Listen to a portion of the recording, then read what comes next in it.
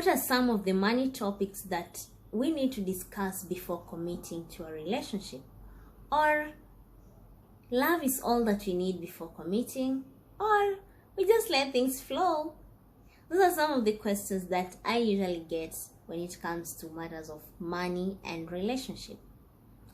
Welcome to Financial Wellness with Sheila, and I'll be taking you through some of the main topics you need to discuss before committing. Before we can dive in right away, I would encourage you to press the subscribe button, turn on notification, as well as follow us on our Facebook and Instagram, Financial Wellness Center. I also encourage you to share this video with your friends, family, partner, and anyone that you believe they are going to learn something.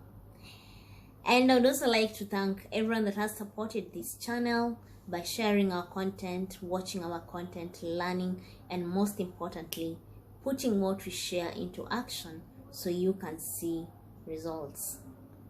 Now, when it comes to money, love, and committing, I can say that is MLC.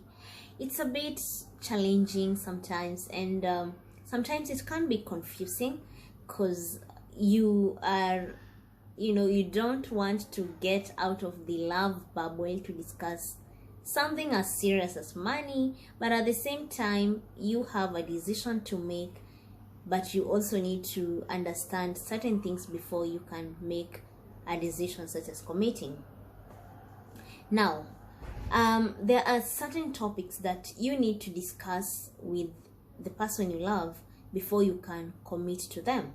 And this is something that most people tend to overlook, thinking that a miracle will just happen because they are in love. But it doesn't work like that.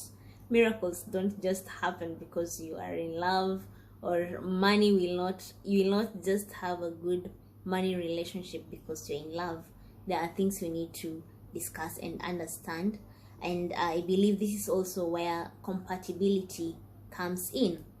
So you need to discuss certain things to see if you are compatible with your partner, and also know what you expect from the other person and what you need to work on should you choose to commit and take it forward. Now, there are so many topics you can discuss before committing, but today I'm going to talk on the money topics that are very crucial because they play a major role in our lives, and that is individually and relationship, especially once you have committed to someone. And I'd just love to say as well that when two people come together, they're coming from different backgrounds, they're coming with different financial mindsets, they're also coming with different money habits, and they're also coming with different money ideologies. So if you will not discuss about money in your relationship, and you just assume it, there's a likelihood that it will crop up later on, and it may lead to consequences that are not nice, or it will lead to a conflict. And this is actually one of the major causes of divorce in most countries or continents, is money. And every time I get to sit with a couple and ask them if they discussed about money, maybe during their dating or before they committed to each other, they said like, no, we didn't do that. And you see, now later on is when they realize, oh my god, this is a spender, this is a saver, how can we merge? And at that time, most of the time, no, they don't see the way of complementing each other, or the conflict becomes too high. Take an example. Maybe you are a saver and your partner is a spender. So you as a saver, you will always see your partner is like he or she is just wasting money, while on the other hand, the partner who is a spender will always see you as a stingy or very frugal person.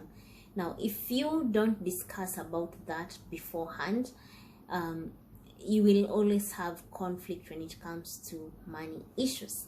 Now, that is another topic by itself. Maybe I'll get some time later to discuss about that. But today, there are some key topics that you need to discuss with your loved ones. Sorry, with your loved one, not once. It's not plural, it's singular, because they will affect your relationship by a greater percentage. Now, the first topic is family influence. You need to ask your partner how their family handled money while he or she was growing up. Were the parents discussing about money on a round table with all of them, or it was a topic that was never spoken in the house, or one parent was doing his or her own thing and the other one doing their own thing when it comes to money, or in other instances, you as the kids were never told anything about money, or any discussion about money was not done in your presence. So it's good to ask your significant other how their family handled money. And as I said, you can do a very simple question like what did you like or not like the way your family handled money? So someone might tell you, oh, I didn't like how my dad was so strict, or oh, I didn't like how my mom was always hiding money or telling us to save money, don't spend. So from there you can be able to know how this has affected them. Because remember, we are influenced by our family, because these are people you've stayed with maybe for 20 years or 15 years, because since birth to maybe your teen years or young adulthood, you've been with them. So their influence plays a major role in your adult habits, and you have to work on that. Unless most of the time you have to work on so many things, and other things we keep them with us. Then the other topic that you need to discuss with your partner is spending, saving, and investing. Now, people tend to associate spending with stinginess, while for me that is not true, because why do we work, or why do we want to earn money? Because we need to spend it. Now, when it comes to spending, it's important to understand what kind of a spender are you. Are you an impulse person, or are you someone who you take time, or you plan your spending? So we don't earn money to just keep it and live a life of luck. We earn money because we need to spend it, but how you spend is what matters. Now, you need to talk about saving as well. Remember, you need to ask this person how important is saving to them, how do they spend their money. And then you also need to talk about investing, because you're looking at a long-term thing. So you need to know, how will we grow our money? What do they understand about investing? What do they understand about saving? What do they understand about spending? And this you will find in many relationships. People will say, my partner doesn't like investing, or my partner doesn't like saving.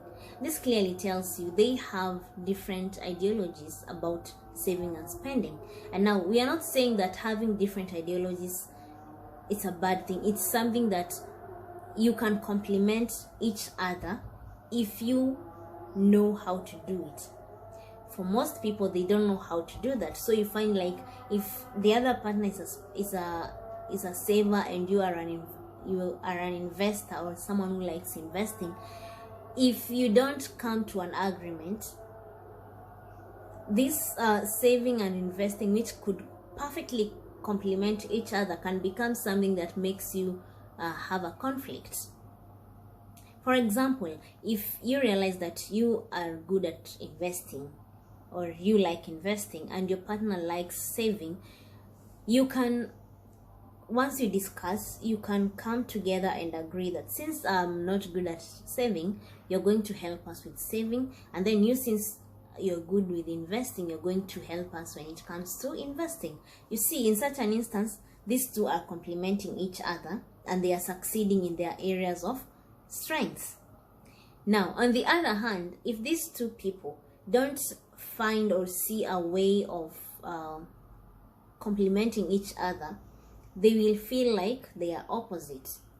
Yet in real sense, they're not opposite. It's only that they need to know how to complement each other. So this is a topic that you will need to discuss with your partner. Know how do they save, what is the idea of saving, what do they understand by saving, what do they understand by spending, what do they understand by investing, before you can commit to them, to him or her, sorry. And then the other topic that you will need to discuss is more of having versus experiencing. Now, this is something that most people don't think about, but it really plays a major role.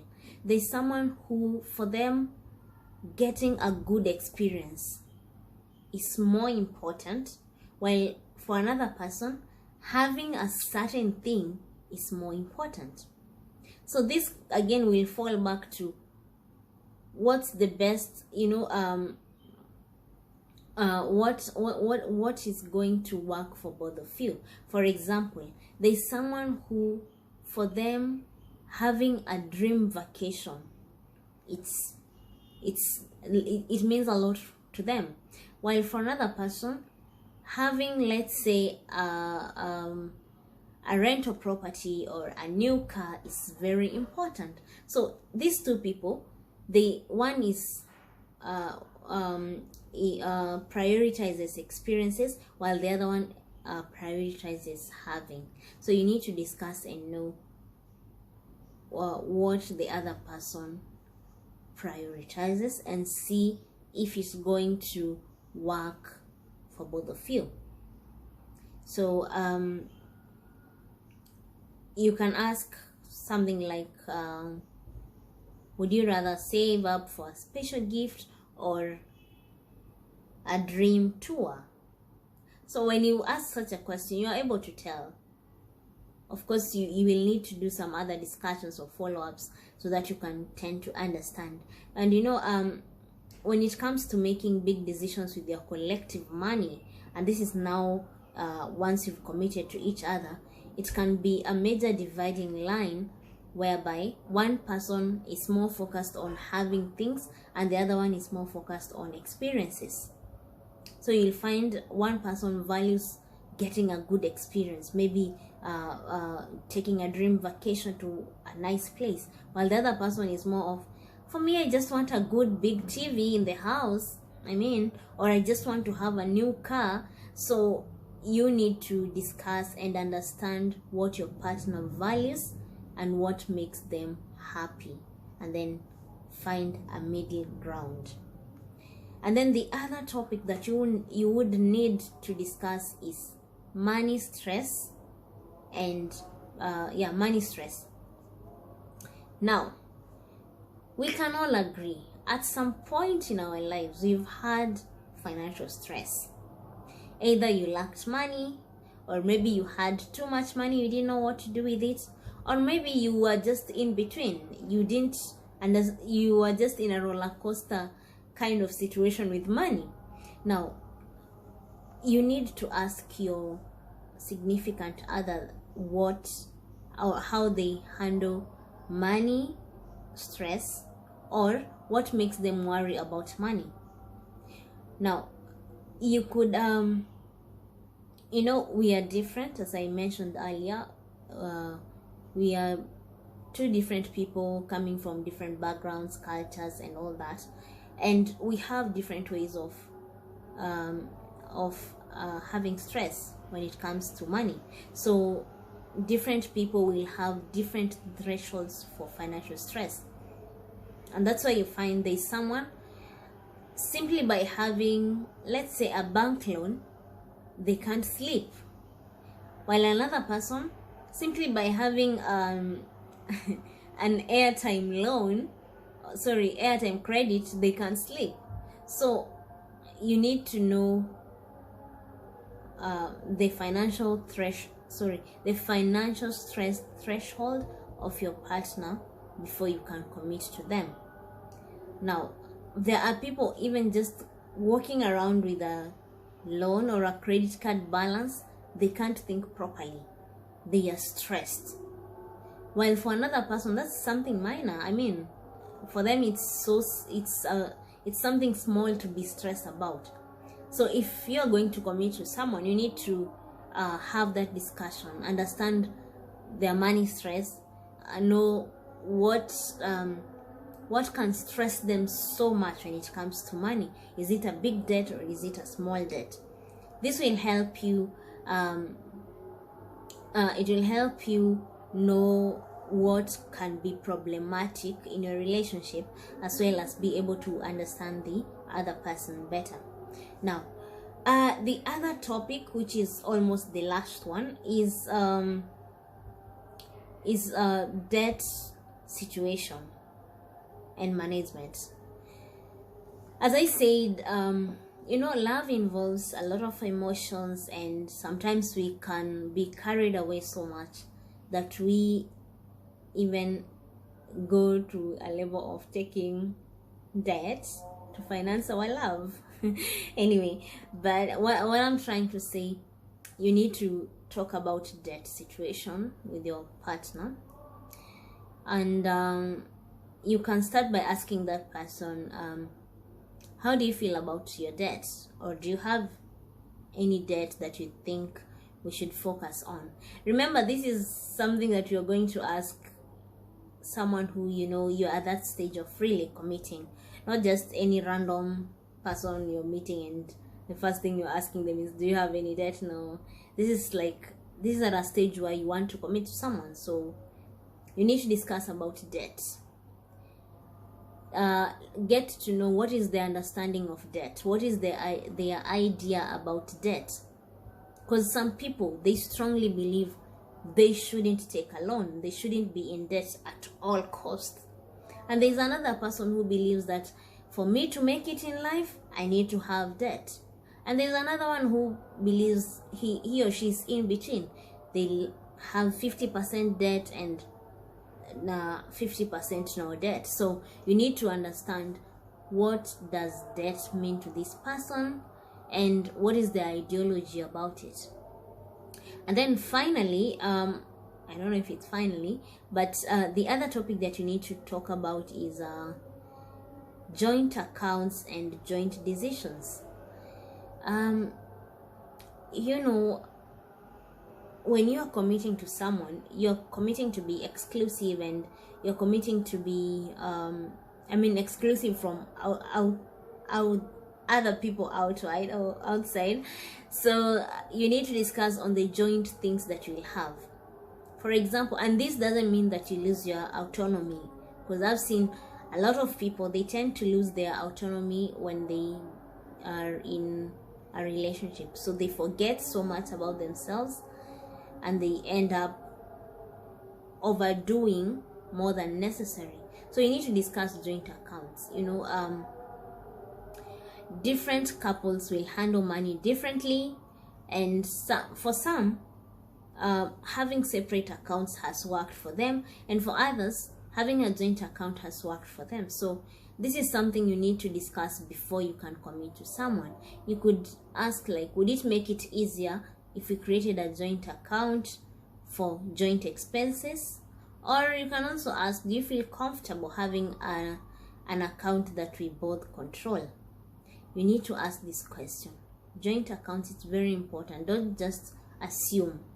Ask and get to understand what is your partner's view, and if it's something that you both can work on or agree on.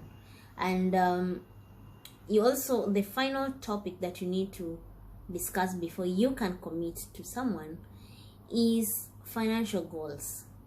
I mean, we all have goals. So you need to know what is the financial goal of this person. Is it aligning with your goals? Is it aligning with your values? Is it aligning with your core beliefs? Is it aligning with your vision? So you need to discuss about financial goals, so that financial goals helps us to prioritize how we handle our money. For example, if my goal is to buy a house in the next, let's say, 1 year or 3 years, how I handle my finances will reflect more on my focus on achieving that goal. So you might find that I might be reducing my expenses, and as well as finding ways to earn extra income, because I have that financial goal in 1 year to achieve. Now, the other person, their financial goal could be maybe it could be maybe increasing their portfolio in the next 5 years. So for them, it will be different how they handle their money. And for another person, their financial goal would be giving to charity and exploring the world. So they are working towards that. So you need to understand what are their financial goals at that time, in the next 2 years. And this is something you will keep on repeating, because things keep changing. Because someone might have this goal in January, but by April something changes in their finances. Maybe they get an increase in income. So that means if they had set a goal to be achieved within 7 months, they might adjust it to 4 months. So you need to understand what is the goal of your other of the other partner before you can commit. So know their goals, and if you do not have a financial goal, set one for yourself before you can ask the other one about it. So with those topics, I believe those are very important topics that can build a foundation for you to understand the other person very well, as well as be able to make a well-informed decision before you can commit. So I would love to hear from you. What are other money topics that you feel you need to discuss with your partner before you can commit? And one more is the one topic that you need to discuss, this just came to my mind, is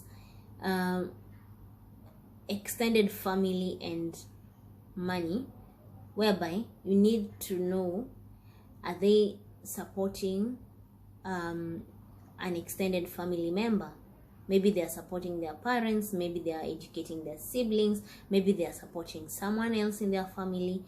You need to ask that, so that you know what you are getting in. You don't get into a relationship and you are surprised, like, you didn't tell me you have to pay school fees for so and so, or your sibling, or you didn't tell me you have to support your family or parents. Because remember, we are coming from different backgrounds, different cultures, different financial habits and ideologies. So you need to ask them if there is they have a responsibility to their extended family, that is financially, so that you can make a decision to know, like, okay, based on what the person has said, this is something that I can tolerate, or it's something that I cannot tolerate. You don't want to commit, then you start regretting or start wondering, why are they supporting an extended family, or why are they not supporting an extended family? So that is another topic that you have to really discuss about it. With that said, I would love to know, what other money topic do you feel one needs to discuss before they can commit?